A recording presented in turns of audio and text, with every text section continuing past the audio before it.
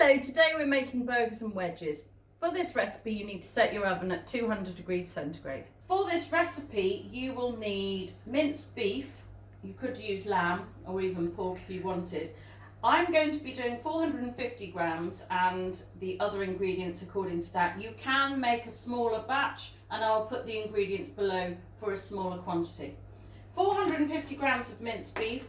You'll need 1 or 2 good sized slices of bread or thick crusts, 4 to 6 reasonable size potatoes, some tomato puree, a medium to large onion, salt, pepper, oil, a little cayenne pepper if you want to flavour your potato wedges, and 2 eggs. The equipment you're going to need is a chopping board, a fork and a small sharp knife, a mixing bowl, a grater, a food processor if you have one. If you don't have one, I'll show you how to use the grater, a flat back baking tray with baking paper, or a shallow roasting tin, or possibly both, depending on how many burgers and wedges you make. First you need to make your breadcrumbs. Now if you've got a nice thick crust like this, even if it's slightly dry, it's probably a good idea to use a drying crust. You can actually grate your bread and turn it into breadcrumbs like this. And I have done this quite successfully in the past. I'll just show you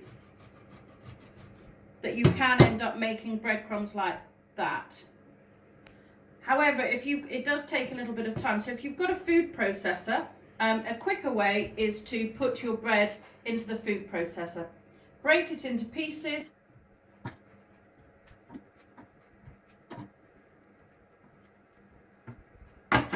Make sure you connect the lid. It has to click in place before the food processor will work.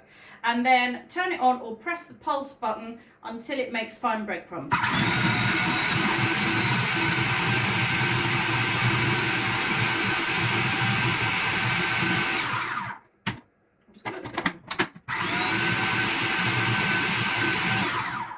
Take very long.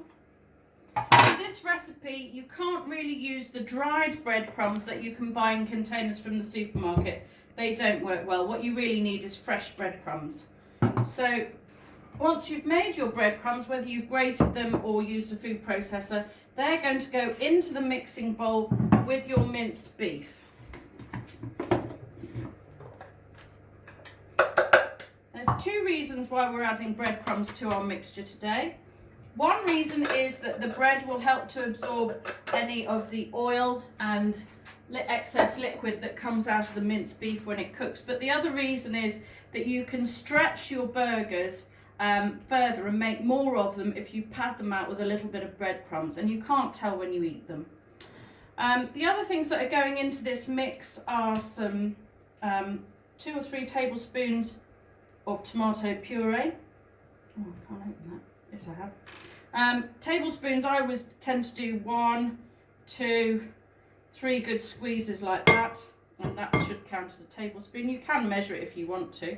For the larger quantity of meat, you're going to need probably 2 eggs, but what I'm going to do is just beat one up in a little bowl and add that before and mix that in, and then maybe add my second egg. I'm not quite sure. It depends how big your eggs are, and I've got large eggs, so I think I will just beat up one of those for now and add that in a moment.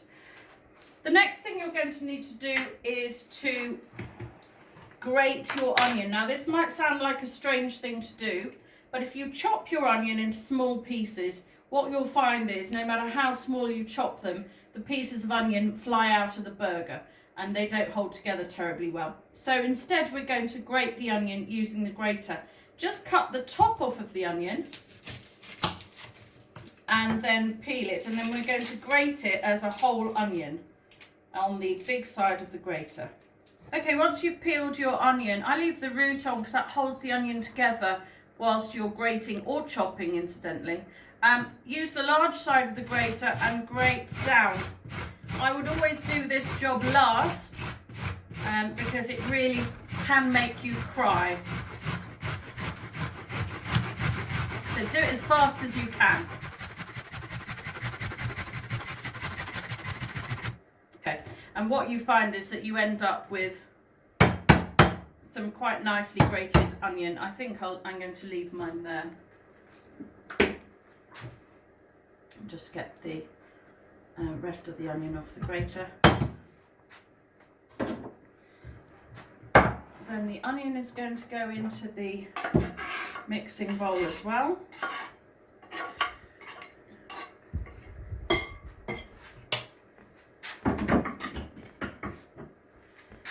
Along with one of the eggs for now. I may add another egg in a moment.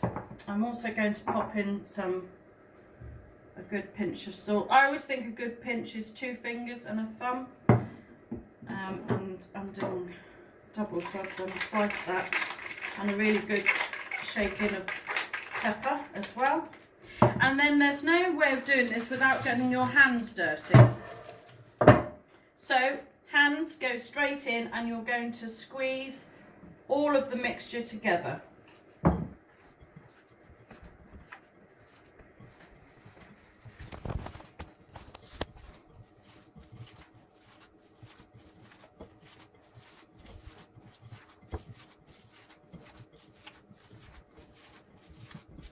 So after about a minute or 2 of squeezing, you should have got a nice evenly mixed burger mix. Actually, now I can see there's quite a big chunk of bread there. I'm just going to take that out. If you encounter any large chunks of bread from your breadcrumbs and you don't want them in there, just take them out. Okay, so I don't think I need my second egg, so I'm not going to bother to put it in. Next thing you need to do is to decide the size of your burgers. So base that on the number of people you're going to feed and on how hungry they're going to be. I would say that this is probably going to make 6 or 8 decent sized burgers. Don't forget that burgers will shrink in the oven. They definitely come a little bit smaller, so if anything I would shape them, make them slightly bigger than you want. You can shake them in your hands and just pat them down and they can go straight onto the baking tray. I suppose if you wanted to be really finicky you could weigh them and make sure they're all the same size, but I can't see any point of doing that at all. Just want them to be roughly the same sort of size.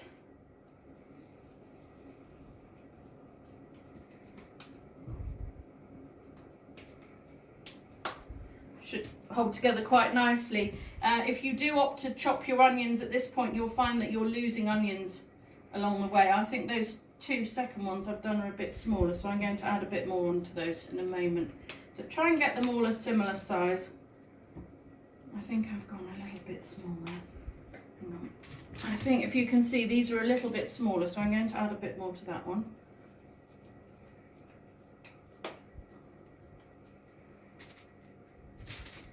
Perhaps a little bit more to that one. You want them to be the same size, not just because otherwise people will be cross if they've got big or small ones, bigger than small, smaller than somebody else at the table, but because mostly they need to cook at the same rate. So making them the same size allows them to cook evenly.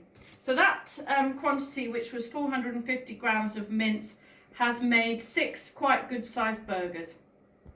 Now your next job is to make the wedges. Now I don't know if you can see my mixing bowl. I'm actually not going to bother washing this to do my wedges. I'm going to use the same mixing bowl. If your bowl is very, very dirty, you're going to need to get a clean one, but my burgers have left this bowl relatively clean, so I'm just going to use it as it is. There's nothing difficult about making potato wedges apart from cutting them into the wedge shape. That is the most difficult part. So that's what I'm going to show you how to do. What you really need to do is work out which is the longest part of your potato. These are all quite round, but my longest direction is north to south here. Make a bridge and cut through. Then you sit your potato on its flat side, cut through again.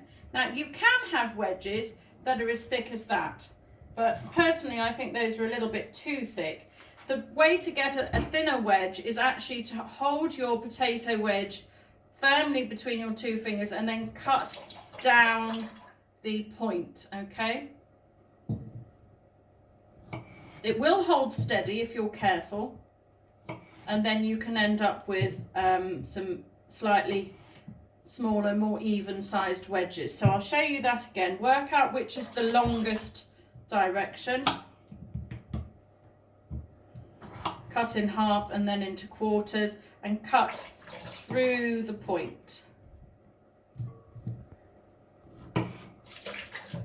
Now this potato's got a little blemish on it. If you've got any little blemishes that you don't like the look of, cut that off.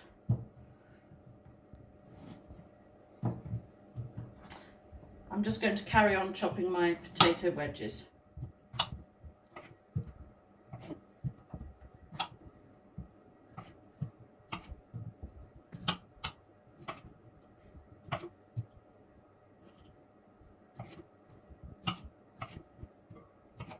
Okay, next we're going to get some seasonings onto these.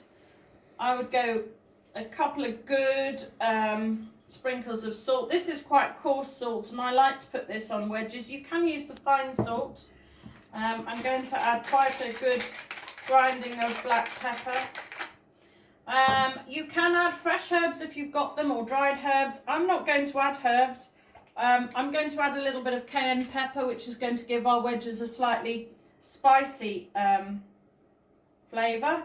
So I'm going to put some cayenne pepper into there. I'll just put a bit more.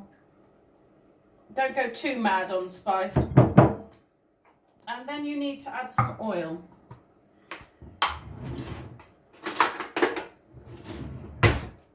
I would say for this quantity of potatoes, probably 2 tablespoons. So potato wedges are much healthier for you than chips. They've got much less oil, and they're going to bake in the oven. So the best way, again, to coat your wedges is to get your hands into the mix, get them really nicely coated all over with the salt, the pepper, the spice or the herbs that you've added, and a good layer of oil. Now you can cook the wedges on a flat baking tray like I've got the burgers on, but actually I find for me it's easier to throw them into a shallowish roasting tin. What you really want to do is just sort of separate them slightly. They don't need to be hugely arranged, that'll be fine. And if you've got a bit of extra seasoning, a little bit of oil left over, you might want to try and get the rest of that in there, because that will all help with the cooking and the flavour. And then they're going to go into the oven. Now they're going to go into the oven at the same time as the burgers. What you will find, surprisingly, is that it takes as long to cook the burgers as it does to cook the wedges. So the potato wedges tend to take about 15 minutes or so to get soft all the way through, and more like 20 to 25 to start crisping up a bit. And that's about as long as the wedges will take to cook. If, like me, you want some coleslaw with your burger and wedges, I'm just going to show you how to make coleslaw very quickly. For this, you're going to need some cabbage. I've got a red cabbage and a white cabbage, 2 or 3 carrots. You can use an ordinary size onion. I prefer to use spring onion or chives just for a slightly oniony flavour. These have come out of my garden, so they're a bit on the small side. But they still add a nice bit of flavour. Salt and pepper and some mayonnaise. The equipment you're going to need will be a chopping board, a large cook's knife, a mixing bowl, tablespoon and peeler. Okay, first we're going to peel and top and tail the carrot. I tend to peel towards me, but you can, if you prefer, peel away from you. Also, sorry, I forgot to say you're going to need a grater. So first job is to grate your carrots.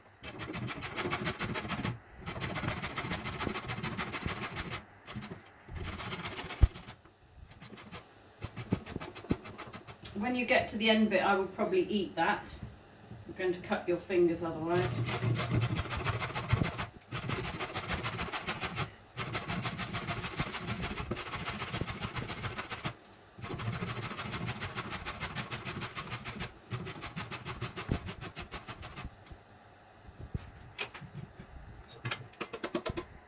So put your carrot into the mixing bowl.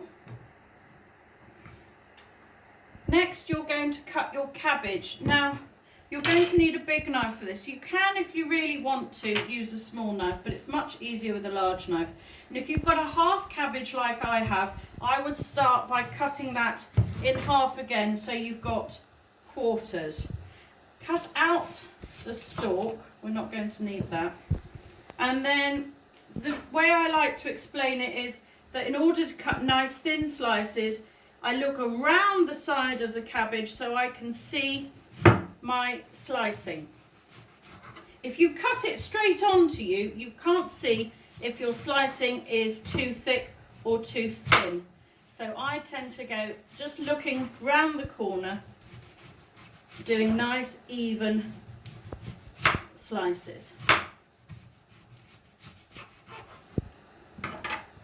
And then add those to the mixing bowl. Once you've got here, you can change direction a little bit. If you've got a loose leaf, take it off.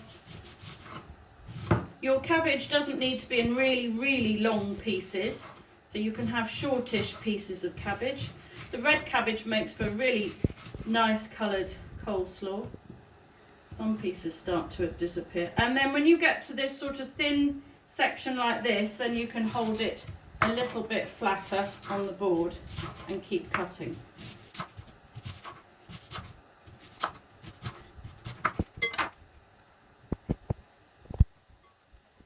I might do two different types of cabbage. This is a white cabbage, this is a spring cabbage. It's got a slightly softer texture, which I quite like in a coleslaw actually. So I'm going to just cut that one whole, and you can get nice thin shards of this cabbage.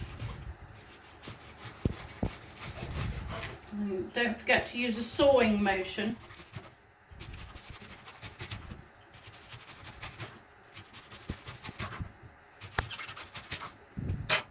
So we've got two different types of cabbage in there, and the carrot. I'm now going to add in the spring onion, which these are so small, they're more like chives, and they just need to be gathered together and chopped. Don't forget, if you're picking your herbs from the garden like I have, to give them a wash first.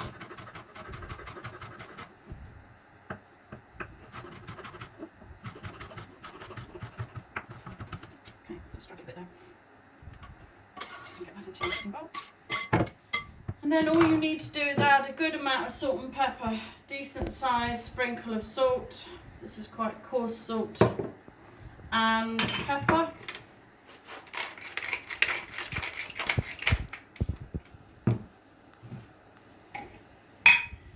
And a couple of good sized tablespoons of mayonnaise. I would say two, probably decent sized ones, possibly more. If you're not that keen on mayonnaise, you can add some mayonnaise and some natural yogurt if you prefer that. If you don't like such a strong flavour. I don't find mayonnaise a strong flavour, but if you're not keen, you can dilute it with a little bit of creme fraiche or natural yogurt. And then it's just a case of mixing in.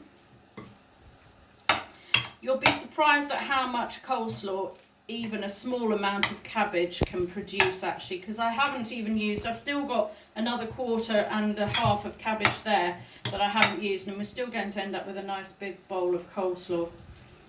So it's very, very cost effective to make your own coleslaw, much, much cheaper than in the sort that you buy pre-made in the shop. Okay, so these are our wedges that are nice and soft. You can always tell if you put a fingernail or a sharp knife in. They should have gone golden brown as well. And a top tip from me when removing potato wedges from the oven is, once you've taken them out of the oven, leave them to sit for about 5 minutes, and that will release them from the roasting tin or the baking tray. Otherwise they tend to stick a little bit. Over here you can see our burgers. They haven't shrunk down, but they've shrunk inwards a bit, so they definitely look a bit smaller than they did before we put them in the oven, but that was to be expected. And they haven't leaked a lot of juice. That's because we've got the breadcrumbs in there to soak them up. And to go along with that, we've got our bowl of coleslaw.